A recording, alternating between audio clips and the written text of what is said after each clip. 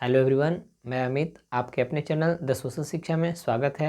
आशा करते हैं आप सभी अच्छे होंगे। आज के लेक्चर में हम पढ़ रहे हैं द अर्थ, जो एच ई बेट्स के द्वारा लिखा गया है। यहाँ पे पहले समझ लेते हैं जो अर्थ कहने का मतलब यहाँ पे क्या है। अर्थ कहने का मतलब ये तो यहाँ पे है कि जो लैंड का बात होता है, ज़मीन वगैरह का बात होता है। इसी पे हमारा क्या है, जो हमारा लेसन है, पार्ट है, वो है। तो ध्यान रखना है, जो अर्थ है वो किनके द्वारा लिखा गया है, तो एच ई बेट्स के द्वारा जो अर्थ है, हमारा पार्ट है, चैप्टर, वो लिखा गया है।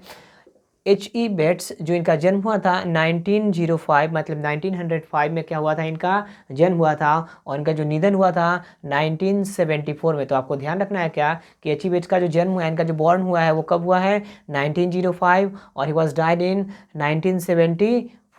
Born at Northampton in central England. और आपको ध्यान रखना है कि जो एच ई बेट्स है, इनका जन्म कहाँ हुआ था, तो इंग्लैंड में हुआ था, और वो भी सेंट्रल इंग्लैंड, और जगह कहाँ पे था, नॉर्थहैम्पटन। तो ध्यान रखना है, एच ई बेट्स का जो जन्म हुआ था वो नॉर्थहैम्पटन सेंट्रल इंग्लैंड में इनका जन्म हुआ था।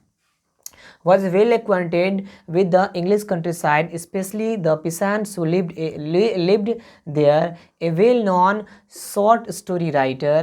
अब ये जाने माने शॉर्ट स्टोरी राइटर है। आपको ध्यान रखना है कि जो एच ई बेट्स है वो जाने माने well known short story writer है ये।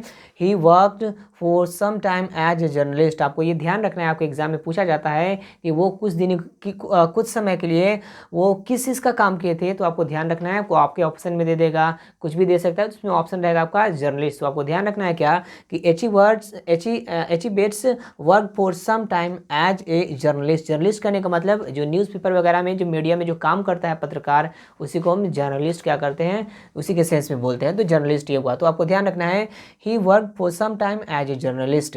His first novel was published when he was only 21 years old. आपको ध्यान रखना क्या, उनका जो पहला नोवेल था वो जब 21 साल के थे, उसी समय क्या हुआ था, पब्लिश हुआ था, प्रकाशित हुआ था। आपसे एग्जाम में पूछ दिया क्या कि जो एच ई बेट्स का जो फर्स्ट नोवेल है व्हेन पब्लिश्ड, तो आपको ध्यान रखना है क्या कि at the age of 21 years old, जब ये 21 साल के थे तब उनका क्या हुआ था कि उनका फर्स्ट नोवेल पब्लिश्ड हुआ था। He wrote many short stories about airmen and their adventures based on his experience in the Royal Air Force. His important works include, इनका जो important works है, जो महत्वपूर्ण कार्य है, ये भी आपको ध्यान रखना है। तो इनका जो important works है वो क्या क्या है कि Fair Stood the Wind for France, ये 1944 में, The Purple Plane 1947, The Jacaranda Tree 1949, The Scarlet Sword 1951, and The Darling Birds of May 1958. The present short story, The Earth, set in the English countryside, is about a farmer Johnson. जो present short story है the earth, ये एक farmer, जो किसान है, जिनका नाम क्या है, Johnsons, and its son Benjy, और जो इसका जॉनसन्स का जो बेटा है Benjy, who appears to be a simple minded person. जो एपियर कैसा प्रतीत होता है, जो बेंजी है, जॉनसन्स का जो लड़का है बेंजी, वो सिंपल माइंडेड, एकदम जो बोलते हैं ना, वो बोदर टाइप का थोड़ा बोलते हैं ना कि हाँ, मंद सुस्त जो बच्चा होता है, लेजीनेस उसके अंदर हो, तो वो है ना, उस प्रकार का ये क्या था, बेंजी था। तो ध्यान रखना, आपसे एग्जाम में पूछा जाएगा कि जो बेंजी था वो कैसा लड़का था, तो किस प्रकार का जो एपियर होता था। तो आपको ध्यान रखना है, Benji was a simple minded boy. ध्यान रखना है। The story very well depicts the laziness of the parents. और ये जो स्टोरी है द अर्थ, ये जो पेरेंट्स है, पेरेंट्स के जो लेजीनेस है, मतलब जो आलसीपन है, जो, और पेरेंट्स कौन यहाँ पे, जॉनसन। आपको ध्यान रखना है क्या कि जो बेंजी का जो फादर है उनका नाम क्या है, जॉनसन है। तो जो इसमें जो जॉनसन रहता है, चूंकि जॉनसन लेजी रहता है, आलसी रहता है, और ये जॉनसन है क्या है, किसान है। ध्यान रखना है आपको, of the parents and the growing selfishness and cunningness of their simple minded सन।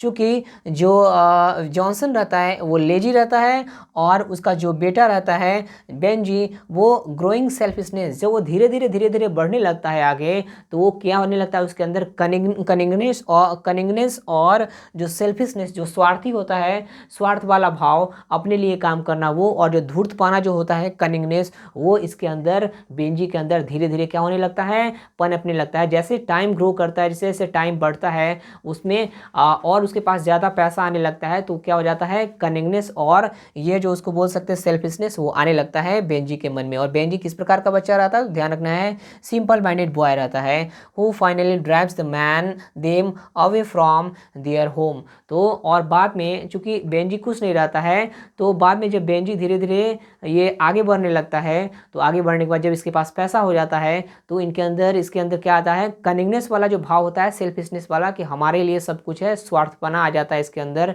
उसके बाद ये क्या करता है, ये अपने जो फादर है, पेरेंट्स है, उसको क्या करते हैं, finally drives them away from their home. और उन्हीं के घर से क्या करता है बाद में बेंजी, ये अपने पेरेंट्स को क्या करता है, बाहर निकाल देता है। आपको ध्यान रखना है ये चीज़।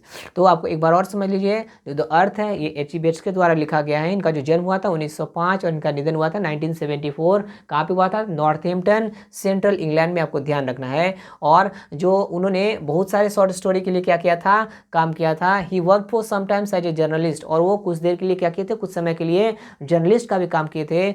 और आगे ध्यान रखना है क्या, his first novel was published when he was at the age of 21 years old. जब वो 21 साल का जब थे एच.जी. बेट्स, उस समय क्या हुआ था, इनका फर्स्ट नोवेल पब्लिश हुआ था। तो आपको ध्यान रखना है कि आपसे एग्जाम में पूछा गया क्या कि जो एच.जी. बेट्स है उनका फर्स्ट नोवेल कब पब्लिश हुआ था, किस एज में हुआ था, तो at the age of 21 years old. ध्यान रखना है आपको। और यही था इनके बारे में। तो आपको ये एक बार ये भी ध्यान देख लेना है कि जो उनका जो मेन जो इम्पोर्टेंट वर्क्स है, ठीक है, तो ये भी आप देख लेना। और जो हमारी जो स्टोरी है, शॉर्ट स्टोरी, ये एक जॉनसन जो लेजी फार्मर रहता है और उसका जो सन है जिसका नाम है बेंजी, जो सिंपल माइंडेड रहता है। इन्हीं के बारे में ही आगे हम इस पार्ट में क्या करेंगे, चर्चा करेंगे, डिस्कस करेंगे। अगर आपको अच्छा लगा हो तो लाइक, शेयर और अपने दोस्तों के साथ शेयर कीजिएगा और सब्सक्राइब करना ना भूलें। अगर कोई क्वेरीज हो या कोई कमेंट में आप डाल सकते हैं। Thank you.